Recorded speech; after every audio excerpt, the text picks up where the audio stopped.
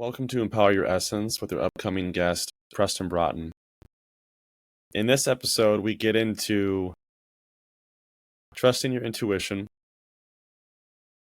taking responsibility for your life in what some would say a pretty extreme way, and how we let go of baggage, not just from the past, but how we also stop adding in baggage from our present moment and the future. We get into living in alignment with ourselves and essentially just keeping things simple in how we approach the world in our own authenticity. Joe and I met Preston actually when Joe and I met. So we've known him for several years. And he also works in coaching, uses some of the same tools that Joe and I use in what we do. And so we get into some of that as well. He lives up in North Dakota. So if any of you know where Fargo is, that's where he's at. And we also get into talk to think versus think to talk, with a book reference as well, Hung by the Tongue, What You Say is What You Get. So without further ado, enjoy the episode. We're honored to have you. Pleasure to have me, or pleasure to be here, I should say. Yes.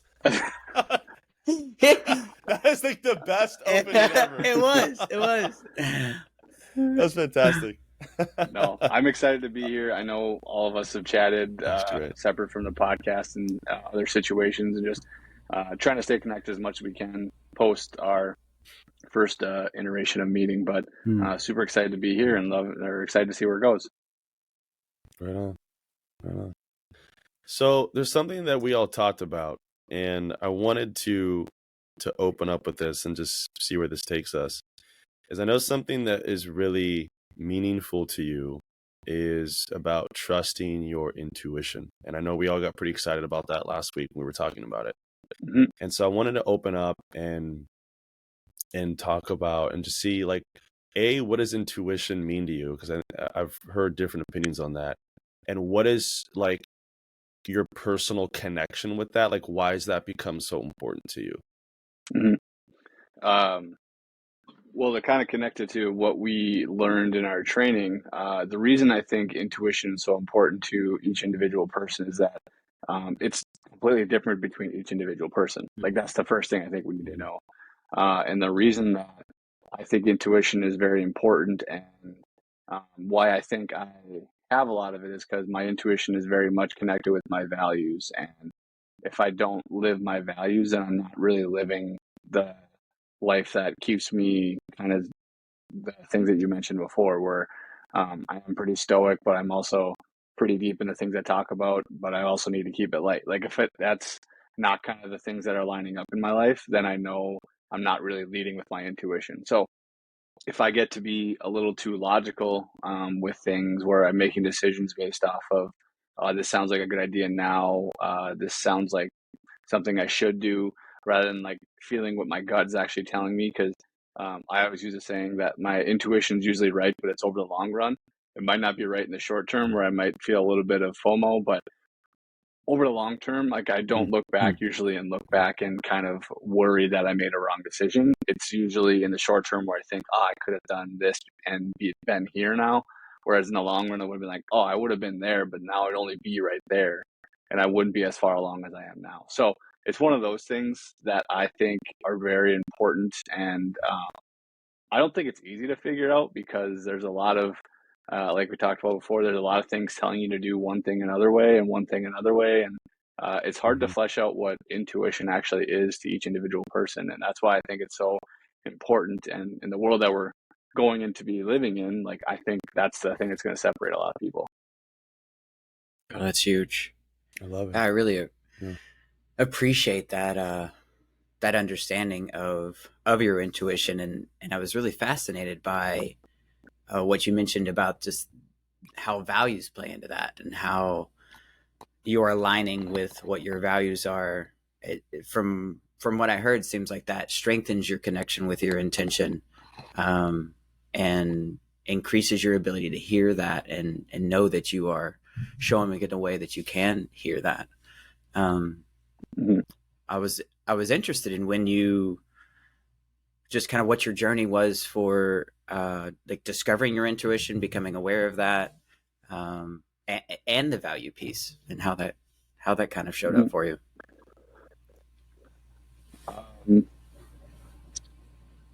I wouldn't say I used my intuition a lot until I was closer to my 30s. 20s is kind of like an interesting time in life because there's your 0 to 10, like that's just being a kid. 10 to 20, like you want to be an adult so bad. 20 to 30, you fight being adult so bad that you do childish things again. And then you get to 30 and you're like, crap, now I kind of have to be an adult. So when I went back to that frame of mind and I was trying to be very intentional in my career, the biggest thing that I really utilized was I let myself have those mistakes is the biggest thing. Like I did all the things that I thought were right at the time because I saw a lot of other people doing them and I saw what the world was telling me to do and I did that stuff. And then when I got to a point where I realized I didn't want a lot of that, I just kind of allowed it to be what it was. I didn't judge myself too hard for it. I didn't resent myself too hard for doing things, and I wasn't where I wanted to be and all this stuff.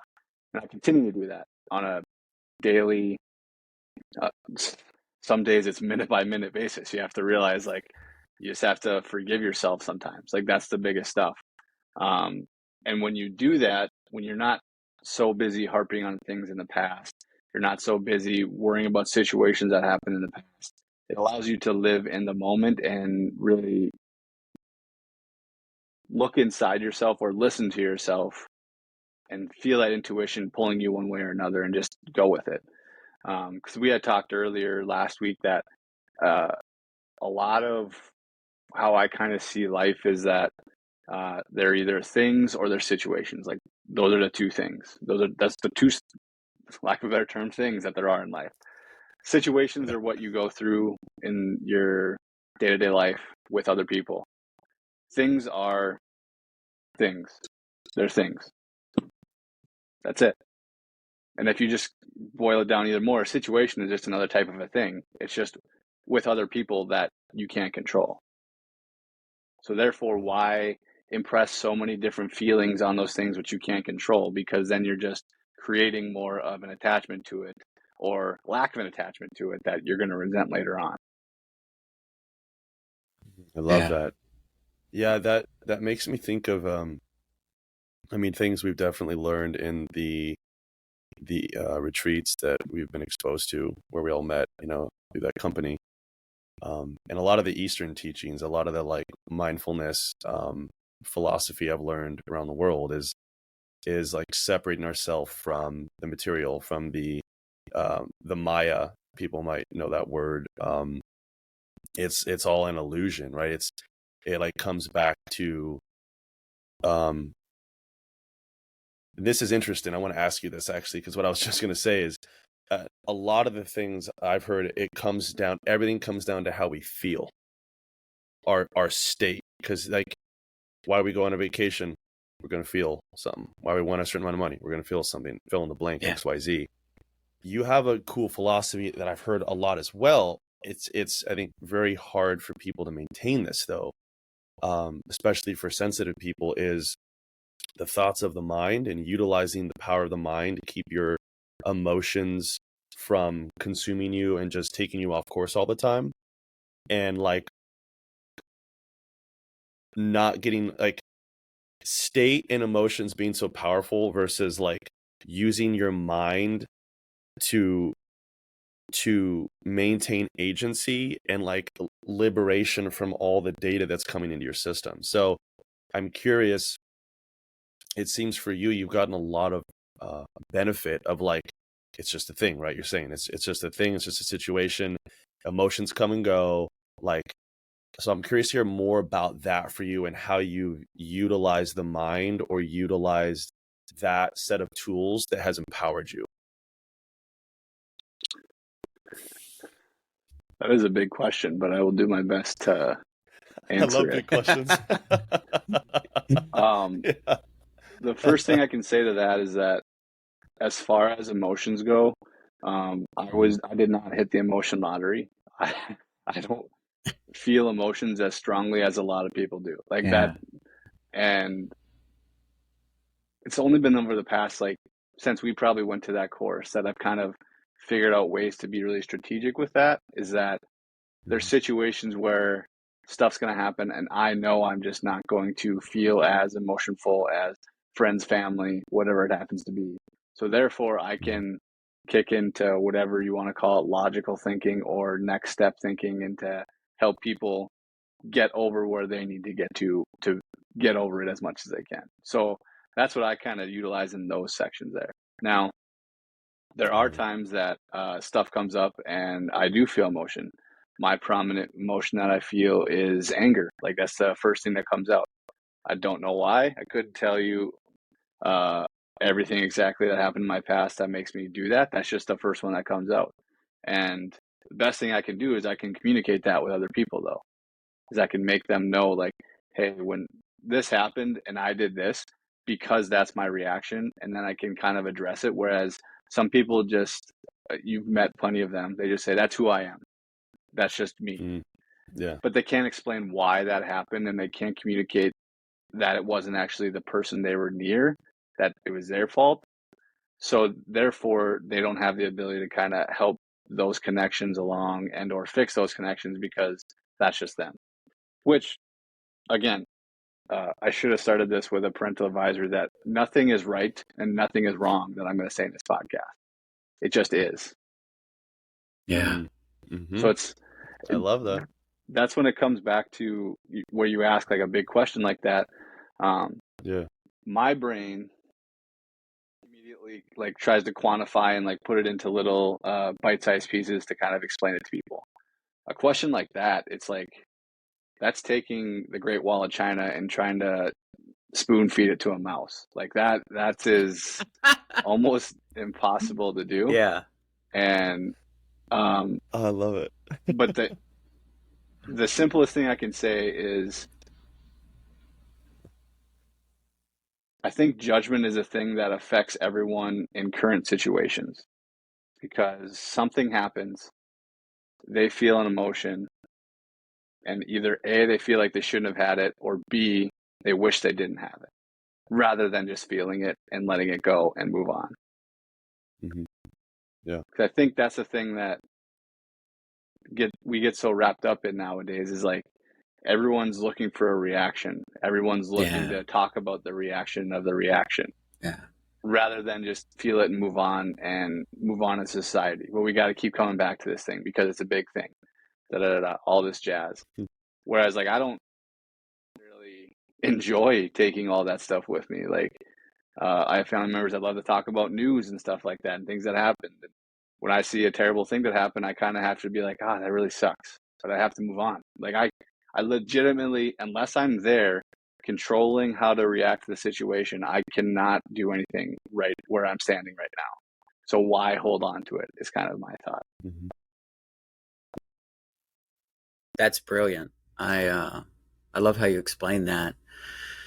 Just the worth of not hanging on to that. I think there's so much potential negative power in focusing on something that has passed, in harboring it, in bringing it back up. And I think you stated well too that that's become a huge pastime in our culture. Maybe outside of our culture too. I only know this one, but just how much focus we spend on looking backwards and bringing it back up. And within relationship, within connection, absolutely, in news and social media, and just it sounds like the better path, the more freedom you found in your own life by dealing with what is present, by not, obviously, like when things come up, as you said, like allow yourself to sit with it and like, that sucked or that sucks. But then the next moment happens and I have to be there with that. I'm fascinated by that process of stepping into that choice. And it seems like such a hard choice for so many people to make. And I'm just basing it off of I don't meet a lot of people who do live in the present moment. I don't meet a whole lot of people who are who show up in the way you are stating that. And I'm curious in how you continue to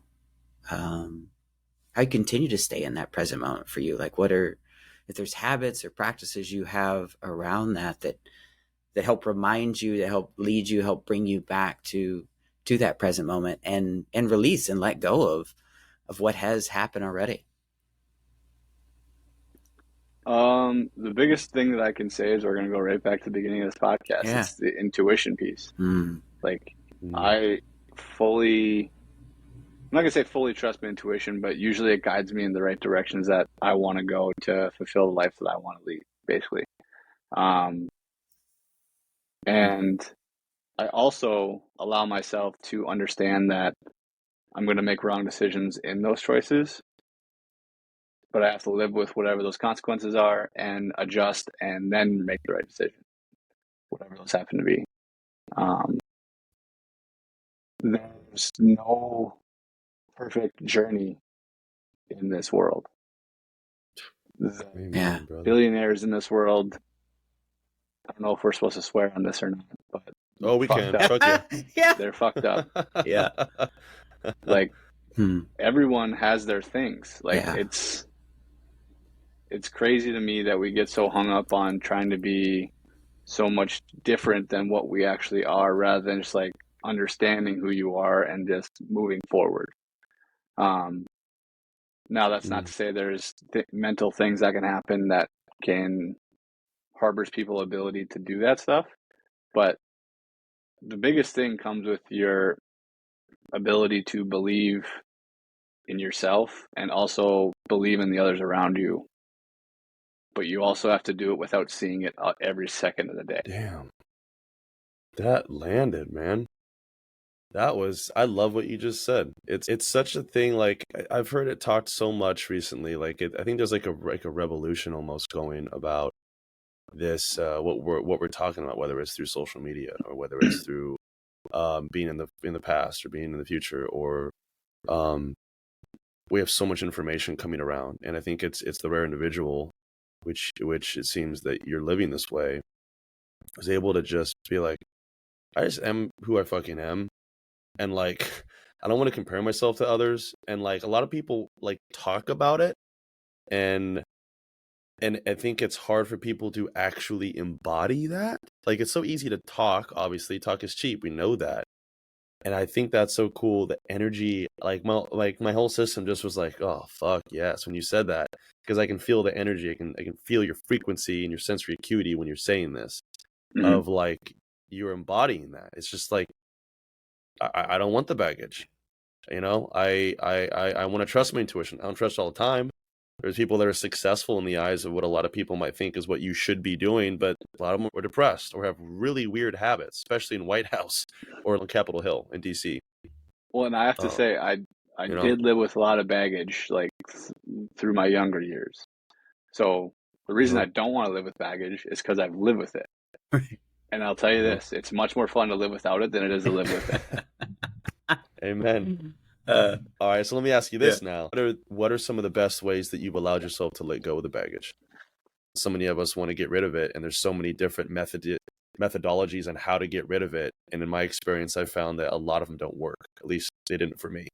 And I've heard a lot of people say the same thing, and then get kind of jaded or beat themselves up, or just be like, oh, there's all these opinions out there. So like, what works for you? If there's anything else that comes up that you want to share, I'll give you mine. And I will state this before I say it, that it's not fun. It's not easy if you haven't done it a whole hell of a lot.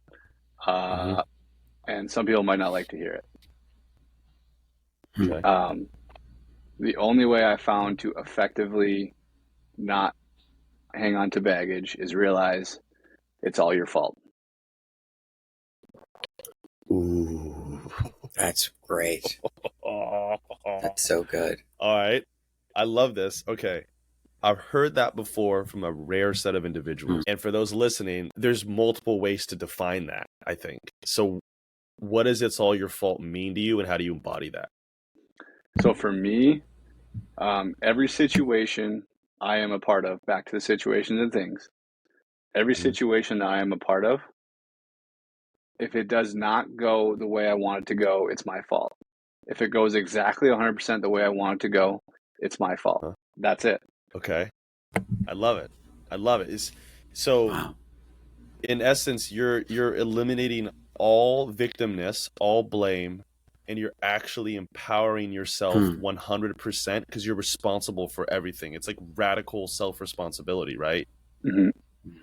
It's Okay. I can give an example of a situation that I just went through, and I shared a little bit with you guys last week, but went Yeah. through a financial transaction that did not go the way I wanted it to go. Yeah. Mm-hmm. And I could have looked at one of the parties and pointed fingers and went screaming from the rooftops that this happened and this happened, da, da, da, da. And I even told my wife, like, I'm sorry this happened. I should have definitely thought about this more. And she told me a couple times, she's like, it's not your fault. Hmm. Don't worry about it. This isn't something that you can blame yourself on. But in that situation, me putting it on myself released me of baggage, because if you think of it this way, in that situation, let's say there's 4 parties involved and I'm one of them. Uh-huh. Say I'm the pinky finger here. Uh-huh. Say my wife, another one, another one. So if I'm married to my wife, that means if I want to lead my wife, if I release control or the ability for her to feel like there's blame, then she's fine. And if this person is the one that maybe was at fault, or this person, if I'm allowing them to be in control, then I'm not in control again. If it's their fault and I'm blaming them, then I can't fix it because it's them. So eliminate that one. So same with this one. If this person was at fault, but I'm holding on to that, then they're still there. But if I get rid of it, it's still just me. Then I can control this one. I can't control these two. Yep. I can't do I anything love about that. these two. Which in essence actually gives you more control because you're only controlling what you can and you're honoring everything else you can't. And I love it. So that's how you get rid of your baggage. That was your And answer. that's what it all comes down to. Because go back to the intuition Wow. stuff. If all I'm worried about is me, all I have to do is figure out my values and how they line up to what everything I want to do. And then a lot of the work that we did is dealing with the unconscious mind. It's like, trust that you have in your unconscious mind the life you want to live. That's where your intuition just starts poking its head in. It's like, hey, we should go this way. We should do this. We should do that. So then when you release the baggage, everything, you're in control. I love it, man. That's so good. Oh, I love it. That's so cool.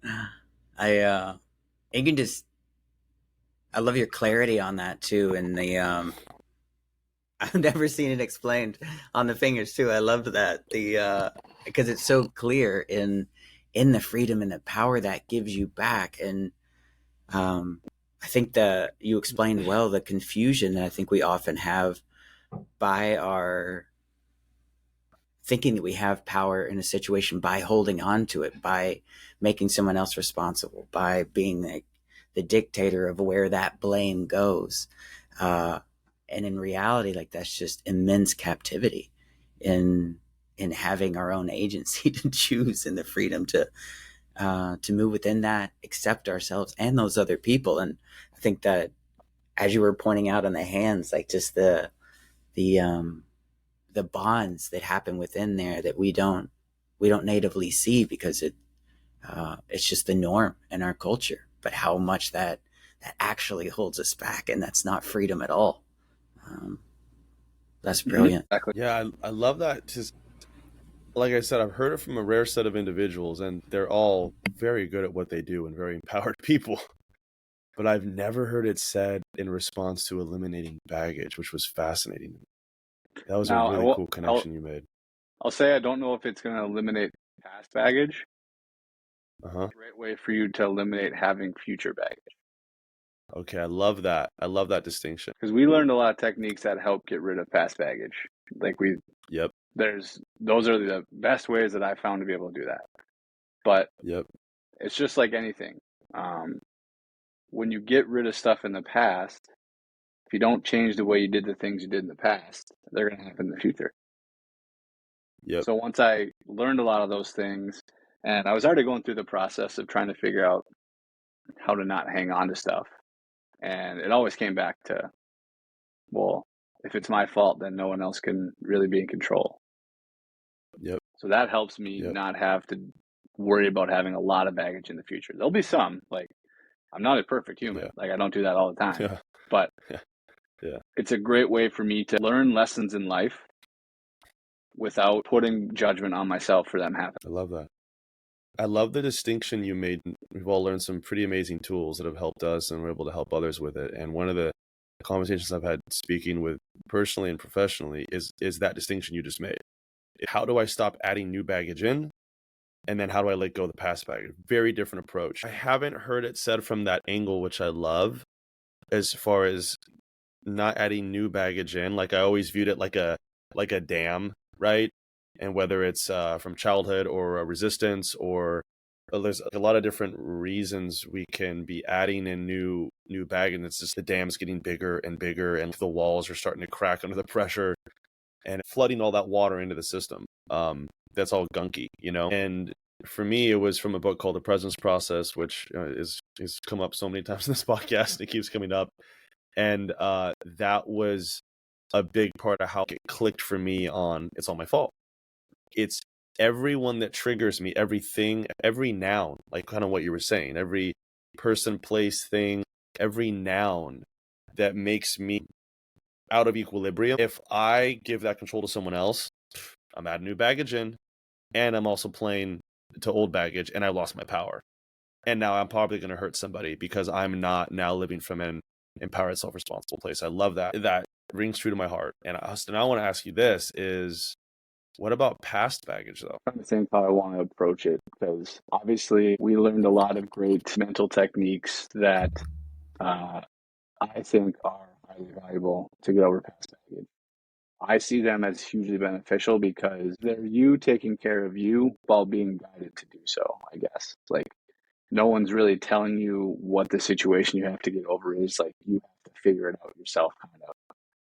You have to sit with it. You got to be uncomfortable in it. You have to put yourself back in those shoes to get over them. So that timeline therapy stuff that we learned, like, that's hugely beneficial to get over stuff. I encourage anyone to look into that through NLP. We're all master practitioners here. Anyone who hasn't looked at that, like, it's so beneficial in the way that I can't even describe almost. Like, it allowed me to, like, not give so much credence to it, like, when I felt it nowadays, if that makes sense. Like, because when you find ways to get over things that you've been holding on to for so long, you realize the other things probably aren't as big of a deal either.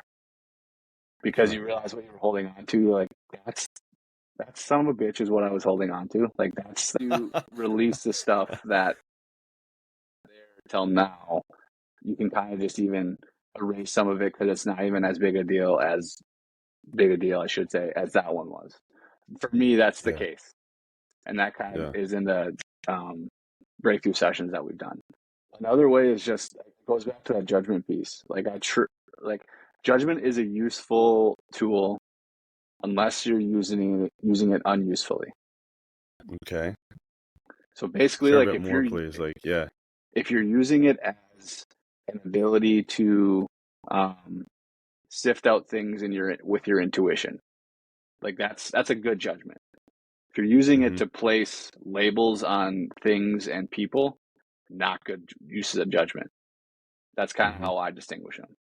So if I look back and I have baggage over something and I see that I was using judgment in the wrong way and I was just placing labels on it and now it's affecting me now, it's easier to kind of get rid of those ones. Whereas if they're tied in my emotions, it's a little tougher, if that makes sense.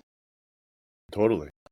Yeah, man. And I want to clarify really, really quick too. So when you're talking about timeline, I want to throw in mental emotional release. I believe is what you're talking about for those that don't know.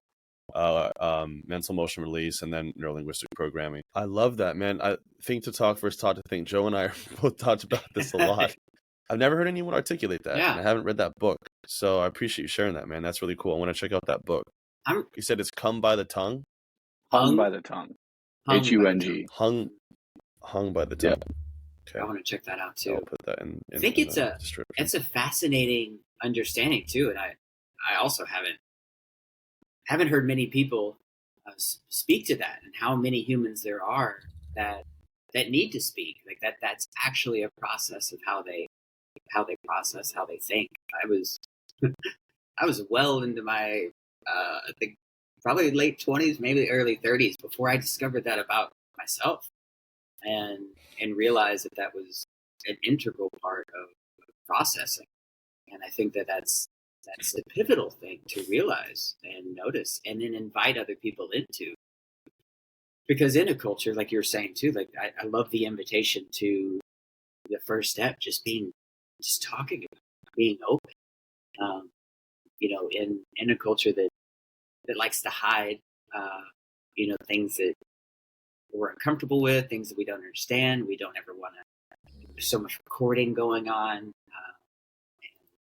Nobody wants to sound silly or say something that they don't fully understand or is rehearsed. But for a huge part of the population, like, that's simply not possible. It's part of how we do things.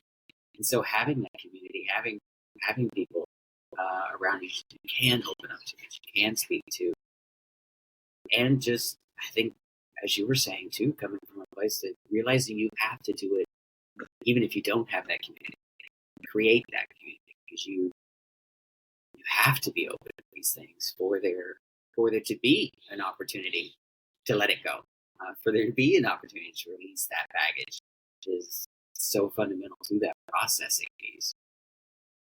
So beautifully stated. I love that part too, when I think about just all the statistics coming out, not even in our country, just in the world, about people with technology or isolation or loneliness or depression or anxiety or fill in the blank. There's a lot of consequences, I think, to the ease of technology, where we get the dopamine hits, or just having to avoid human interaction and avoid vulnerability, and like just inherent, like pulling in the Brene Brown quote again, all of her research came down to those that are most fulfilled in life. Their vulnerability is just like the sun rising. That's just innate to having cool relationships and a fulfilling life. Like, so what? Why are we even talking about it? That's just going to happen. And so I love that talking piece, Preston, because whether you're working with a coach, whether you're in an intimate relationship, whether it's what we're doing right now, it's one of the reasons I love the podcast, because we talk and we get into stuff, and it's so dang nourishing for me to do this. And then, like you said, then start there. And then after that, try out stuff. And even based on how we think, I just love that piece. That's so cool, man. There was a question we were chatting with someone recently about questions that were engaging to them. They brought one up that I was just fascinated by. And it was, is there a habit or a thing in your life that you wish you could unlearn? What is that? I was just so intrigued. That is a good question. Habit in my life that I wish that I could unlearn. Something around the ability to like bring more energy to like just any room that I'm in. Like, I'm pretty reserved when it comes to being in new situations. Like, I tend to lay back and see where I fit in the hierarchy of stuff. I have a good friend that's just busting in and being the energy ball, and he's so much fun to be around. And I enjoy him immensely. I just wish that I had that a little more. So when I think of, like, it's probably not a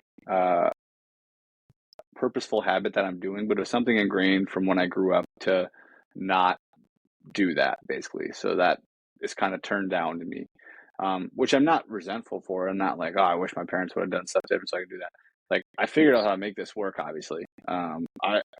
You guys could disagree, but I feel like I'm fairly personable. I can get along fairly well with almost anyone.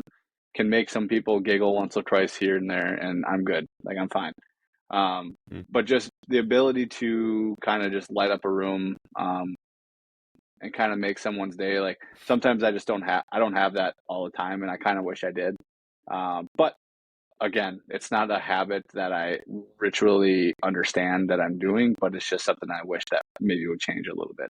That would probably be the only one I can really think of, aside from just loving food. Like that's a big issue for me, but I can't. That's great. God, I hear that. Oh shit! I didn't see that one I coming. didn't either. And I've never thought about that I don't in think I that way. And I'm right there with you. Well, I didn't say that one because I don't know if I want to change that one because I like enjoying food. So Yeah. We're all foodies, right? Such an like enjoyable I part freaking of love life. food, man. Okay, I want to ask you a different question. Is so when we talk about, so we've talked about intuition, and you've talked about like taking extreme responsibility for yourself. You talked about being more stoic and over the course of your life not being a super emotional person and been tapping more into your emotions in recent years. So when we're talking about like our authentic self, what are the ways that you get in touch with yourself, like how you connect with your authentic self, or if it's just more of an automatic state for you? conversations like this are the biggest ones. When I sit down with individuals that I'm just meeting, I tend to talk more about deeper stuff like this rather than just like surface level. How's the weather? How's your golf game? Stuff like that. Like I like to get a little more deep. I like to really, I like to put myself in situations that I don't know how I'm going to react, I guess. Like I'm not scared to try new things, as long as they don't risk my life, I guess. Yeah. Like the biggest way you can learn about yourself is put yourself in situations you've never been in before, I guess, and see how you react. But there's so many people that just put themselves in new situations to put themselves in new situations and not learn from them, which again, like I said earlier, in my 20s, like I probably did that a bunch, but I didn't learn anything because I was 5 sheets to the wind and I was on my next drink of Jaeger or something like that. Like it didn't matter. I wasn't there to learn. I was there to have fun. So also understanding that people are in different sections of life, you have to know that too. But back to me, it's just having conversations like this, knowing the people to talk to be able to, lack of a better term, flex this muscle, practice it more often, talk to people that I know are trying to do similar stuff, might not be the exact same things, but they're trying to be better versions of themselves. Keep those people around me more than people that are just trying to chase the almighty dollar and whatever it happens to be that I don't necessarily agree with. So, keeping people in the circle, like refining my close circle, I think is probably the best way to answer that in a succinct way. Keeping people in my close circle. So, but still, if there's something I want everyone to know, it's like, just be yourself. And first of all, be comfortable with yourself and then be yourself. Because just being yourself is scary when you're not sure how people are going to react to it. But if you're just being yourself because you love it, then it's not going to matter.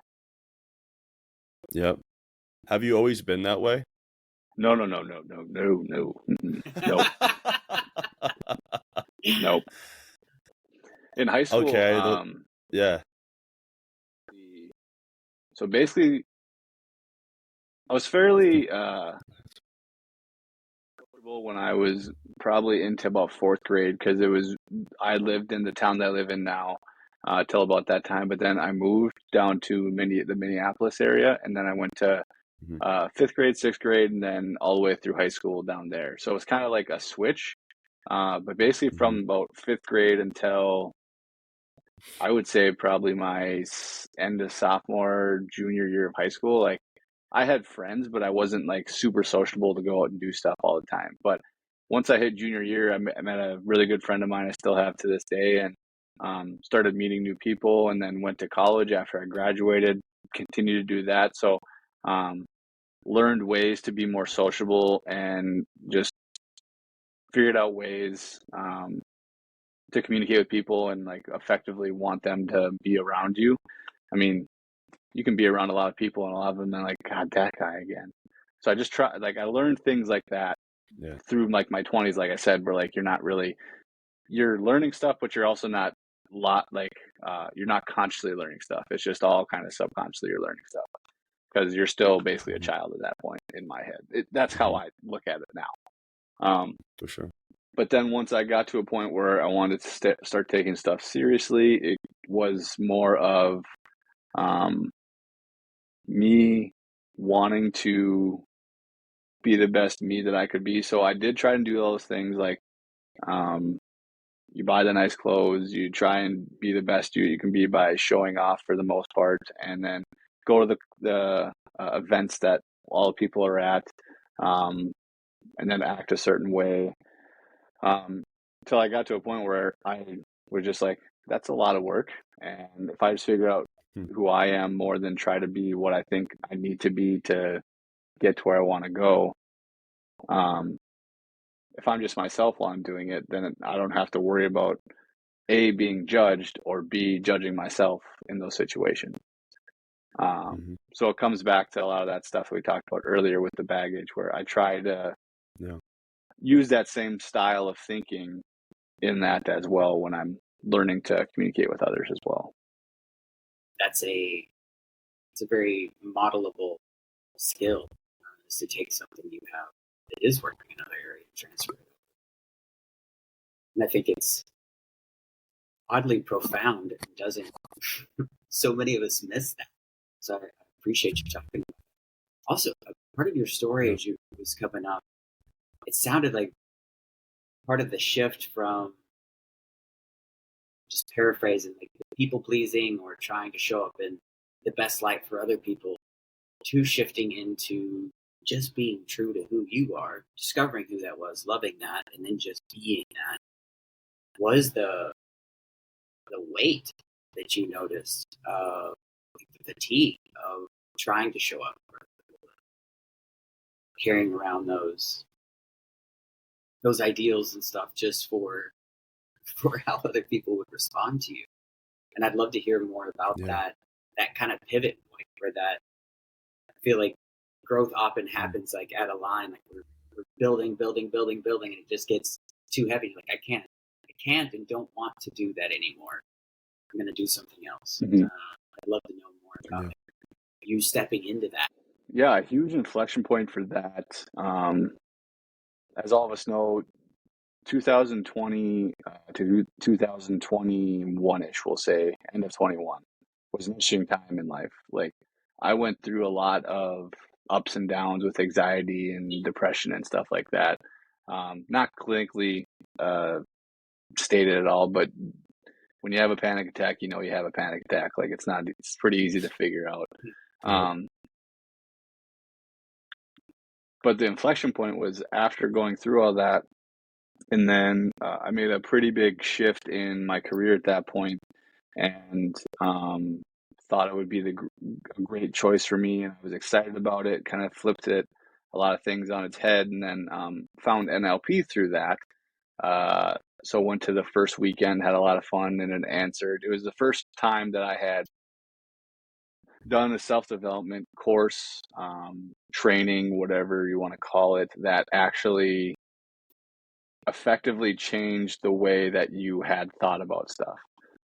Because you read books, you watch videos, you do whatever, but I did so many of those, and it was like, you do these concepts for a short period of time, and sometimes you see results, most of the time you didn't.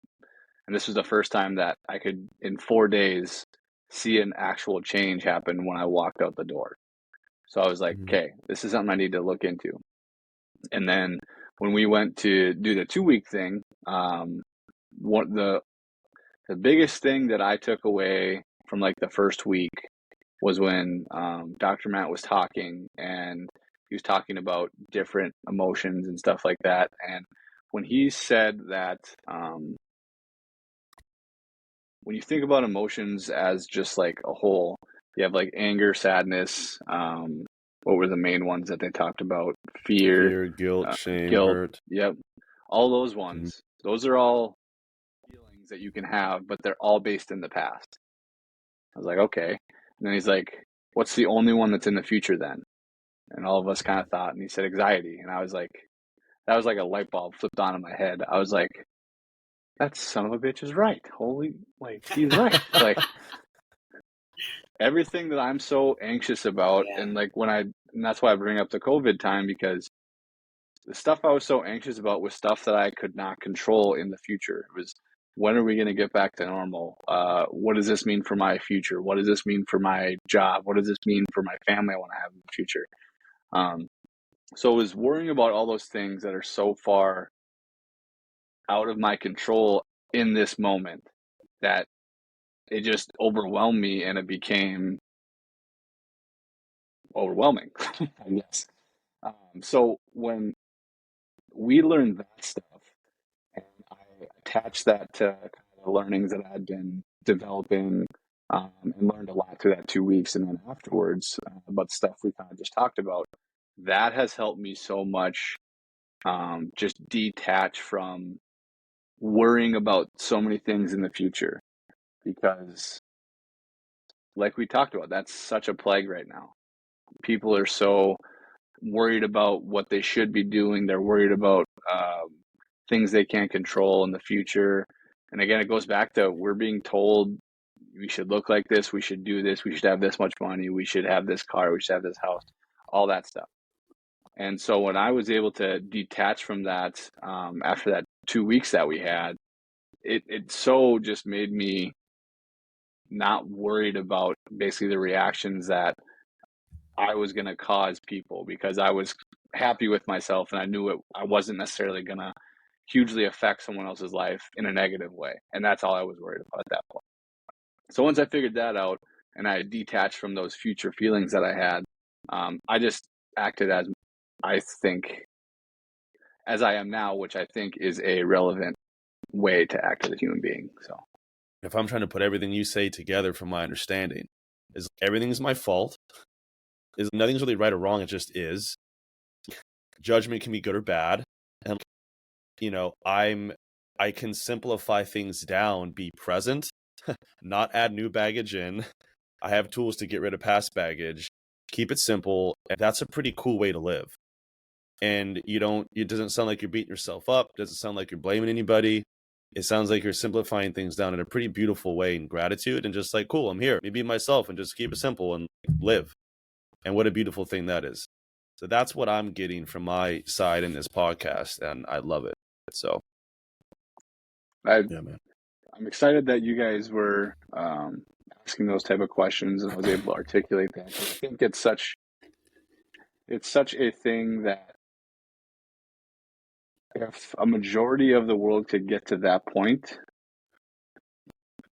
it would just be super exciting to see what could happen. But there's just so much decisiveness that people are following societal labels, and they're worried about winning rather than just learning from each situation, that it's not allowing us to advance as much as we could as a society, which again, I could take as baggage and hold on to it into the future, or I can just realize I can learn from those situations and move forward and do better than I did yesterday. And I can count that as a win and keep moving forward. Loved it. Dude, heck yeah, man. I can't wait to do this again. I love that. Yeah. I want to, so for anybody listening, if they want to learn more about you, Preston, where can people find you? Where would you want them to go if people want to connect with you for some reason? Yeah, best place would be on my LinkedIn page. And LinkedIn, just search Preston Broughton. I'm probably going to be one of the only ones that pop up. But then also, if you want to connect with me, I'll have them give Dustin my email, but it's braathen22@gmail.com. If you want to reach out, connect, I'm happy to do virtual meetings or whatever you feel like doing.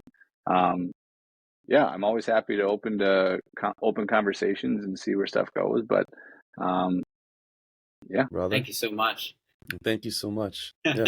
Thank you guys. It was a great time.